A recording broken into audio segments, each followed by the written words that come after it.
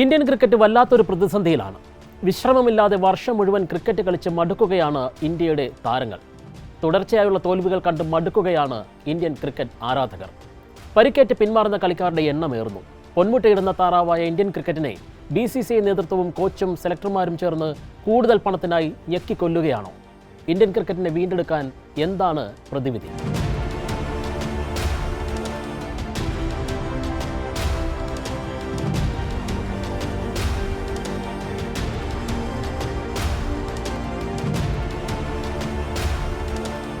Indian cricket കളിക്കാർ പ്രതിവർഷം കളിക്കേണ്ടി വരുന്നത് ശരാശരി 40 മുതൽ 50 വരെ അന്താരാഷ്ട്ര മത്സരങ്ങളാണ്. മറ്റു രാജ്യങ്ങളുമായി താരതമ്യം ചെയ്യുമ്പോൾ പല മടങ്ങ് കൂടുതൽ. ഇതിന് പുറമെയാണ് പണക്കൂമ്പാരം കാണിച്ച് താരങ്ങളെ വിലപേശിയെടുത്തുള്ള 2 മാസത്തെ IPL മാമാങ്കം. IPL മത്സരങ്ങൾ കൂടി കണക്കിലെടുക്കുമ്പോൾ ഒരു ഇന്ത്യൻ താരം ഒരു വർഷം കളിക്കുന്നത് 70ഓളം മത്സരങ്ങളാണ്. വർഷത്തിൽ 150 ദിവസങ്ങൾ വരെ അവർ കളിക്കളത്തിലാണെന്ന് ചുരുക്കം. എന്നാൽ ഓസ്ട്രേലിയൻ താരങ്ങളിലേക്ക് വരുമ്പോൾ അവർ IPL ഉൾപ്പെടെ കളിക്കുന്നത് 55ഓളം മത്സരങ്ങൾ മാത്രമാണ്. പ്രതിവർഷം അവർ കളിക്കുന്നത് പരമാവധി 40 അന്താരാഷ്ട്ര മത്സരങ്ങൾ മാത്രമാണ്. ഒരു വർഷം പരമാവധി 110 മത്സര ദിനങ്ങൾ മാത്രം. ഇംഗ്ലണ്ട് താരങ്ങളിലേക്ക് വരികയാണെങ്കിൽ പരമാവധി 130 ദിവസങ്ങളും പാകിസ്ഥാൻ താരങ്ങളുടേത് പരമാവധി 100 ദിവസങ്ങളും മാത്രമാണ്. ഈ കളിക്കാരും മനുഷ്യരല്ലേ? അവർക്കും വേണ്ടേ ക്വാളിറ്റി ടൈം? ഇന്ത്യൻ താരങ്ങളെ അമിതമായി പണിയെടുപ്പിക്കുന്ന ശീലം മാറ്റേണ്ടതല്ലേ? കളിക്കാർക്ക് ആവശ്യമായ വിശ്രമം ഉറപ്പാക്കാൻ 3 ഫോർമാറ്റിനും വെവ്വേറെ ടീമുകൾ വന്നാൽ ഇന്ത്യ വിജയം ശീലമാക്കുമോ? ക്രിക്കറ്റ് എന്നത് ഇന്ത്യയുടെ വികാരമായിരുന്നു പണ്ടെങ്കിൽ ഇന്നത് തീർത്തും ശതകോടികളുടെ ബിസിനസ്സായി മാറിയിരിക്കുകയാണ്. അത് ആരാധകരിലുണ്ടാക്കിയ ഡിറ്റാച്ച്മെൻറ്റും പ്രകടമാണ്.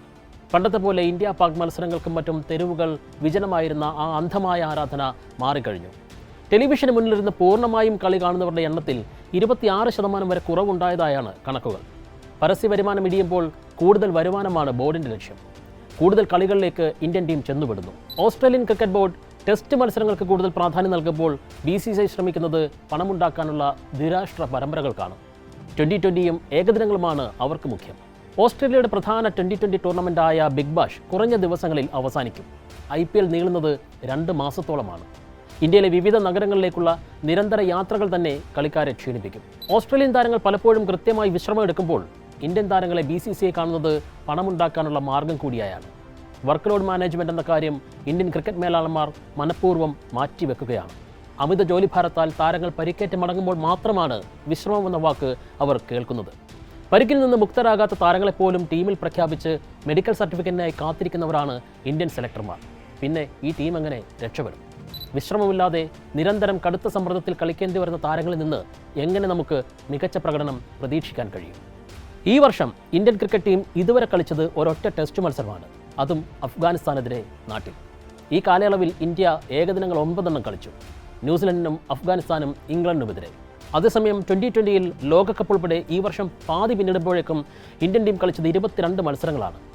6 മാസത്തിന് ശേഷമാണ് ഇന്ത്യൻ ടീം മറ്റൊരു ടെസ്റ്റ് കളിക്കാൻ ഇറങ്ങുന്നത്. ഇന്ത്യ ശ്രീലങ്കയിൽ ഒടുവിൽ ടെസ്റ്റ് പരമ്പര കളിച്ചത് 2017 ഓർക്കണം.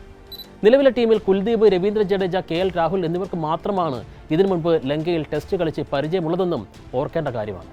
പരിശീലനത്തിനൊരുക്കിയ പിച്ചിൽ പുല്ല് കൂടിപ്പോയെന്നാണ് ഇന്ത്യൻ ടീമിൻ്റെ പുതിയ പരാതി. കളിക്കാരുടെ വർക്ക് ലോഡ് മാനേജ്മെൻറ്റിൻ്റെ ഭാഗമായി അമിതമായ മത്സരങ്ങൾ ഒഴിവാക്കുന്നതിനായി 3 ഫോർമാറ്റുകൾക്കും 3 ടീമുകൾ എന്ന വാദം വർഷങ്ങൾക്ക് മുമ്പ് തന്നെ ഉയർന്നെങ്കിലും അതിനെ BCCI അന്നും മുഖവിലക്കെടുത്തിരുന്നില്ല. നിരന്തര തോൽവികൾക്ക് ഒരു കാരണം ഈ വർക്ക് ലോഡാണെന്ന ആരോപണം കടുക്കുകയാണ്. ഭൂരിഭാഗം മുൻതാരങ്ങളും വിരൽ ചൂണ്ടുന്നത് പൂർണ്ണമായും വ്യത്യസ്തമായ 3 ടീമുകൾ എന്നതിനേക്കാൾ വർക്ക് ലോഡ് മാനേജ്മെൻറ്റിനാണ് BCCI പ്രാധാന്യം കൊടുക്കേണ്ടതെന്നാണ്. ടെസ്റ്റ് ക്രിക്കറ്റിന് പ്രത്യേകം പ്രാധാന്യം നൽകിക്കൊണ്ട് T20 പോലുള്ള വേഗതയേറിയ ഫോർമാറ്റുകളിലേക്ക് കൂടുതൽ യുവരക്തത്തെ കൊണ്ടുവരുന്ന മിശ്രിത ശൈലി നടപ്പാക്കണം. ഇന്ത്യയിൽ സ്പ്ലിറ്റ് ക്യാപ്റ്റൻസി പൂർണ്ണമായി വിജയിക്കണമെങ്കിൽ ഡ്രസ്സിംഗ് റൂമിൽ മികച്ച കെട്ടുറപ്പ് വേണമെന്ന് മുൻ ഇന്ത്യൻ ക്യാപ്റ്റൻ ധോണി തന്നെ പറഞ്ഞിട്ടുള്ളതാണ്. ടെസ്റ്റിലും പരിമിത ഓവർ ക്രിക്കറ്റിലും വ്യത്യസ്ത ക്യാപ്റ്റന്മാരുണ്ടാകുമ്പോൾ അത് കളിക്കാർക്കിടയിൽ ആശയക്കുഴപ്പം ഉണ്ടാക്കാൻ പാടില്ല. ഇന്ത്യയിൽ ഒരു ക്യാപ്റ്റൻ നയം തന്നെയാണ് കൂടുതൽ ആളുകൾ ഇഷ്ടപ്പെടുന്നതെന്നാണ് ധോണിയുടെ പക്ഷം. T20ക്കായി പൂർണ്ണമായി മറ്റൊരു ടീം എന്ന ആശയത്തെ ശക്തമായി എതിർക്കുന്ന ആളാണ് അശ്വിൻ. യുവതാരങ്ങൾക്ക് അവസരം നൽകാൻ ഇന്ത്യൻ ടീം കൂടുതൽ വിദേശ പര്യടനങ്ങളടക്കം നടത്തുകയാണ് വേണ്ടതെന്നാണ് അശ്വിൻ്റെ പക്ഷം. അതേസമയം വിരാട് കോഹ്ലി, രോഹിത് ശർമ്മ തുടങ്ങിയ സീനിയർ താരങ്ങളെ ടെസ്റ്റിലും ഏകദിനത്തിലും കൂടുതൽ ഫ്രഷായി നിലനിർത്തിക്കൊണ്ട് T20 ഫോർമാറ്റിൽ കൂടുതൽ യുവതാരങ്ങൾക്ക് അവസരം നൽകണമെന്നാണ് മുൻ ഇന്ത്യൻ പരിശീലകൻ കൂടിയായ രവിശാസ്ത്രിയുടെ അഭിപ്രായം. എന്നാൽ ഇപ്പോഴത്തെ കോച്ചിലേക്ക് വരുമ്പോൾ ഒരു പരിശീലകൻ എന്ന നിലയിൽ 3 ഫോർമാറ്റിലും ഒരൊറ്റ ക്യാപ്റ്റനും ഒരേ ടീമും ഉണ്ടാകുന്നതാണ് ജോലി എളുപ്പമാക്കുക എന്നാണ് ഗംഭീറിൻ്റെ വാദം. സമ്മർദ്ദം കുറയ്ക്കാൻ ക്യാപ്റ്റൻസിയും ടീമും വിഭജിക്കുന്നത് ഇന്നത്തെ കാലഘട്ടത്തിൽ അനിവാര്യമാണെന്നും ഗംഭീർ പക്ഷേ സൂചിപ്പിക്കുന്നുണ്ട്. ഇന്ത്യൻ ക്രിക്കറ്റ് ടീമിന് 3 ഫോർമാറ്റുകൾക്കുമായി, അതായത് ടെസ്റ്റിനും ഏകദിനത്തിനും T20ക്കുമായി 3 വ്യത്യസ്ത ടീമുകൾ വേണമെന്നത് നിലവിൽ ക്രിക്കറ്റ് ലോകത്ത് സജീവമായി ചർച്ച ചെയ്യപ്പെടുന്ന ഒരു വിഷയമായി മാറിക്കഴിഞ്ഞു. ഇതിനനുകൂലമായും പ്രതികൂലമായും നിരവധി ഘടകങ്ങൾ ചൂണ്ടിക്കാണിക്കപ്പെടുന്നുമുണ്ട്. കളിക്കാരുടെ ജോലിഭാരം കുറയ്ക്കാം, പരിക്കുകൾ ഒഴിവാക്കാം, ഫോർമാറ്റിനനുസരിച്ചുള്ള വൈദഗ്ധ്യമുള്ള താരങ്ങളെ ഉൾപ്പെടുത്താം, യുവതാരങ്ങൾക്ക് കൂടുതൽ അവസരങ്ങൾ ഓരോ ടീമിലും ഉറപ്പാക്കുകയും ചെയ്യാം. ഇതൊക്കെയാണ് 3 ടീമുകളുടെ മെച്ചമായി വിദഗ്ധർ പറയുന്നത്. എന്നാൽ പ്രശ്നങ്ങളുമുണ്ട്. വിരാട് കോഹ്ലി, രോഹിത് ശർമ്മ, ജസ്പ്രീത് ബുംറ തുടങ്ങിയ ലോകോത്തര താരങ്ങൾ 3 ഫോർമാറ്റിലും ഒരേപോലെ തിളങ്ങാൻ കെൽപ്പുള്ളവരാണ്. അവരുടെ അഭാവം എത്രത്തോളം തിരിച്ചടിയാണെന്ന് BCCIയും നമ്മൾ കാണികളുമൊക്കെ ഇപ്പോൾ മനസ്സിലാക്കി കഴിഞ്ഞിട്ടുണ്ട്.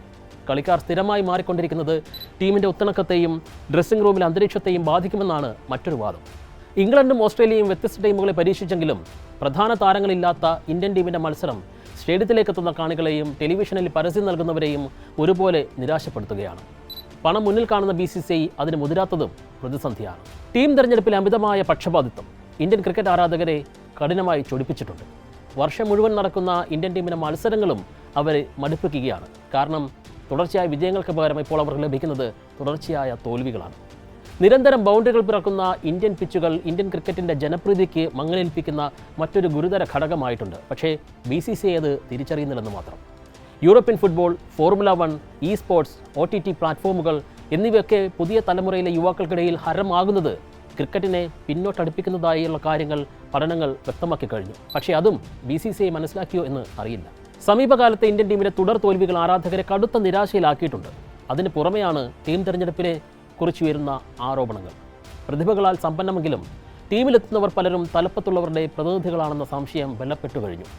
കളിയിലെ രാഷ്ട്രീയവും തുടരെയുള്ള തോൽവികളും ഇന്ത്യൻ ക്രിക്കറ്റിൻ്റെ ജനകീയതയിൽ ഇടിവുണ്ടാക്കിയെന്ന് കണക്കുകൾ നിരത്തി വിദഗ്ധർ പറയുന്നുമുണ്ട്. ഇന്ത്യയിൽ ക്രിക്കറ്റ് അതിശക്തമെന്ന് വാദിക്കാമെങ്കിലും വെല്ലുവിളികൾ നിറയുകയാണ്. അനിശ്ചിതത്വമായിരുന്നു ക്രിക്കറ്റിൻ്റെ മുഖമുദ്ര. പക്ഷേ രാജ്യത്ത് ക്രിക്കറ്റിൻ്റെ നിലനിൽപ്പ് തന്നെ വരുംകാലത്ത് അങ്ങനെ ആകുമോ എന്ന ചോദ്യമാണ് ഇപ്പോൾ പ്രസക്തമായിട്ടുള്ളത്. ഇന്ത്യൻ ക്രിക്കറ്റിനെ ആർക്ക് രക്ഷിക്കാൻ കഴിയുമെന്നുള്ളതാണ് പ്രധാന ചോദ്യം.